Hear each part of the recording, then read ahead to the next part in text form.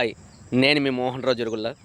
కొత్తగా ఛానల్ పెట్టాను. నా కంటెంట్ కానీ మీకు నచ్చినట్లయితే నా యొక్క ఛానల్ని సబ్స్క్రైబ్ చేసి లైక్ చేసి మీ ఫ్రెండ్స్కి షేర్ చేయండి. ప్రతి ఒక్క కంటెంట్ కూడాను మీకు నచ్చే విధంగా, మీరు మెచ్చే విధంగా, మీరు మెచ్చుకునేటట్లు చేసే విధంగా ప్రతి ఒక్క కంటెంట్ కూడా మనది ఉంటుంది.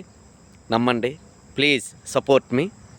సబ్స్క్రైబ్, లైక్, షేర్ మీ యొక్క ఫ్రెండ్స్కి. ఈరోజు అఖండ 2 ఎంత బిజినెస్ చేసింది, అసలు ఎన్ని కోట్లతో ఈ సినిమా తీశారు, దీని బడ్జెట్ ఎంత, ఇంకా ఎంత ఈ సినిమాకి రాబడితే ఈ సినిమా క్లీన్ హిట్గా నిలబడుతుంది అనేటటువంటి అంశాలపైన ఈరోజు మాట్లాడుకుందాం. ఈ యొక్క సినిమాకి బడ్జెట్ అనేది నిర్మాతలు 200 కోట్లు పెట్టడం జరిగింది. ఈ 200 కోట్లు కూడాను మనం ట్రేజర్ కానీ, ట్రైలర్ కానీ, ప్రీ రిలీజ్ ట్రైలర్ కానీ చూస్తే 200 కోట్లు పెట్టారనేది నిజంగానే మనకు తెలుస్తుంది. ఎందుకంటే ప్రతి ఒక్క విజువల్ కానీ, ఆ యొక్క టేకింగ్ కానీ, ఆ యొక్క గ్యాండియర్ కానీ సినిమా బ్రహ్మాండంగా ఒక రేంజ్లో ఉంది. ఇది ఎవరు కూడాను ఇందులో తప్పు పడడానికి లేదు. ఎందుకు 200 కోట్లతో ఇంత గ్రాండియర్గా తీయడం అనేది చాలా బ్రహ్మాండమైనటువంటి విషయం. బోయపాటి శ్రీని గారిని ఇందులో మెచ్చుకోవలసిందే. బాలకృష్ణ గారి యొక్క డైలాగ్ విధానం కావచ్చు, బాలకృష్ణ గారి యొక్క లుక్స్ కావచ్చు, అదేవిధంగా తమన్ గారు ఈ సినిమాకి ప్రాణం పెట్టి బ్యాక్గ్రౌండ్ మ్యూజిక్ అందించాడు.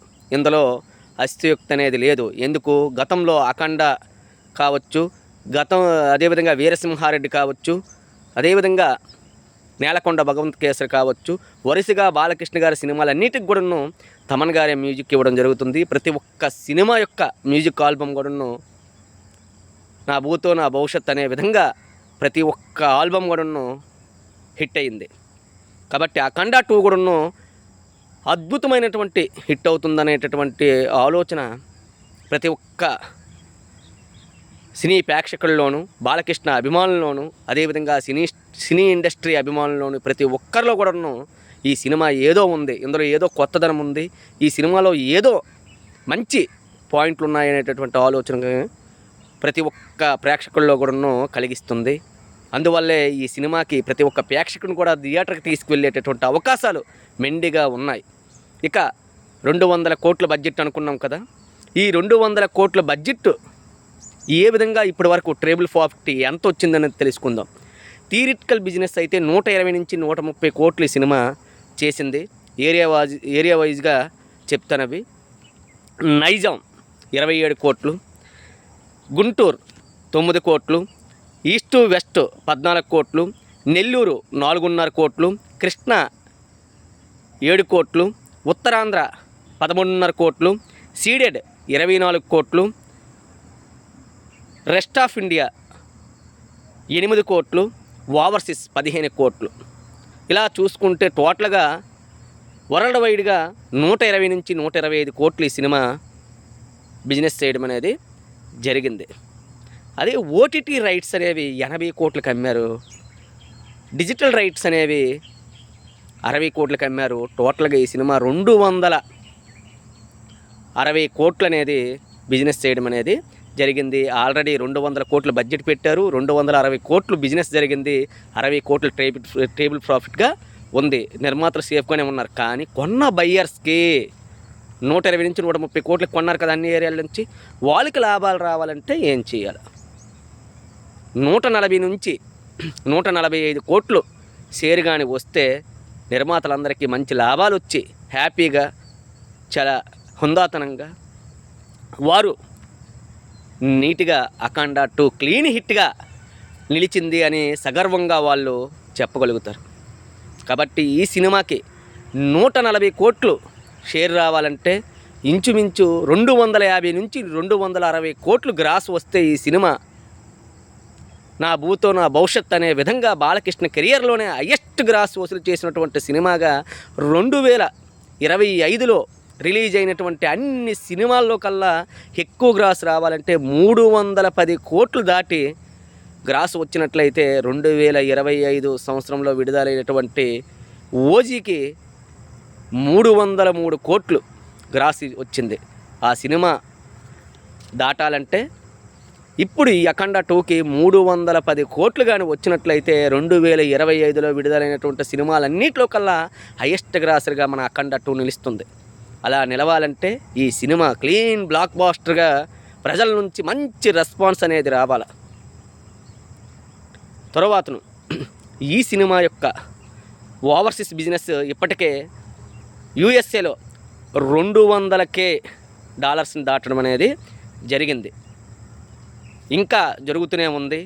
ప్రీమియర్స్కి వచ్చేటప్పటికే 1 మిలియన్ కానీ క్రాస్ చేస్తే డే 1తో ఈ యొక్క సినిమా నా భూతో నా భవిష్యత్ అనే విధంగా ఒక రేంజ్లో వెళ్తుంది. ఎందుకంటే ఓవర్సీస్ బిజినెస్ కావచ్చు, హిందీ బెల్ట్ నుంచి కానీ కావచ్చు, పాన్ ఇండియా సినిమాలకు మంచి రెవెన్యూ వచ్చేటటువంటి ఏరియాలు అవి. అక్కడ కానీ మనం రెవెన్యూ కానీ తెచ్చుకోగలిగితే సినిమాని ఎవరు కూడాను ఆపేటటువంటి పరిస్థితి ఉండదు. ఎందుకు? కథ సినిమాలు చూసుకుంటే త్రిబుల్ కావచ్చు, బాహుబలి కావచ్చు, కేజీఎఫ్ కావచ్చు, కాంతారా కావచ్చు, ఇవన్నీ కూడా హిందీ బెల్ట్లోను ఓవర్సీస్లోను మంచి రెవెన్యూ వసూలు చేసినటువంటి సినిమాలు. కాబట్టి హిందీ బెల్ట్ ఓవర్సీస్ అనేది సినీ ఇండస్ట్రీకి గుండెకాయలంటివి. ఈ యొక్క ఏరియాలో కానీ మనం కానీ రెవెన్యూ తెచ్చుకోగలిగితే ఒక రేంజ్లో ఉంటుంది సినిమా. అదేవిధంగా ఏమాత్రం పాజిటివ్ టాక్ పడినా సినిమాకి కోత కలెక్షన్లు అనేవి రావడం ఖాయం. తర్వాత ఈ సినిమాకు ఉన్నటువంటి ప్లస్లు ఏంటంటే బాలకృష్ణ గారి యొక్క లుక్స్ అయితే విపరీతంగా ఆకట్టుకునే విధంగా ఉన్నాయి. తర్వాత ఇంకో బాలకృష్ణ గారు ఉన్నారు, అఘోరా క్యారెక్టరు, నా భూతో నా భవిష్యత్ అనే విధంగా ఉన్నాయి. యంగ్ బాలకృష్ణ చూసుకుంటే చాలా బ్రహ్మాండంగా యాక్టివ్గా ప్రతి ఒక్క డైలాగ్ కావచ్చు, ఆయన యొక్క ఆహార్యం కావచ్చు, తర్వాత దాని యొక్క లుక్స్ అంటే బయటికి పలికేటటువంటి హావభావాలు కావచ్చు, చాలా బ్రహ్మాండంగా ఉన్నాయి. తర్వాత మన తమన్ గారి యొక్క బీజిఎం అయితే ఈ సినిమాకి ప్రాణం పెట్టినట్లుంది. ప్రతి ఒక్క మ్యూజిక్ కూడాను వినసొంపుగా వినేటట్లుగా ప్రతి ఒక్కరు కూడాను ఈ సినిమాలో ఏదో కొత్తదనం ఉన్నది, ఏదో ఉన్నది అనే విధంగా చూడాలి ఈ సినిమాని అనేటటువంటి ఆలోచన ప్రతి ఒక్క ప్రజల్లో కూడా కలిగించే విధంగా ఈ సినిమా అనేది ఉన్నది. అదేవిధంగా హనుమాన్ షాట్ అనేది ప్రీ రిలీజ్ టీజర్లో మనం చూసాం, చాలా బ్రహ్మాండంగా ఉన్నది. బాలకృష్ణ గారు ఆ గద పట్టుకొని ఉంటే అమ్మ ఒక రేంజ్లో ఉంది ఆ సినిమా. చూస్తుంటే ఎప్పుడు చూడాలా ఆ యొక్క షాట్ అనేసి ప్రతి ఒక్క ప్రేక్షకుడు కూడా 1000 కళ్ళతో ఎదురు చూస్తున్నాడు. ఈ సినిమా ఖచ్చితంగా బ్లాక్ బాస్టర్ అవుతుందనేటటువంటి ఆలోచన అయితే ప్రతి ఒక్కరిలో కూడా ఉన్నదనిపిస్తాం. ఈ యొక్క సినిమా మరొకసారి చెప్పుకుందాం. సినిమా బడ్జెట్ అయితే 200 కోట్లు.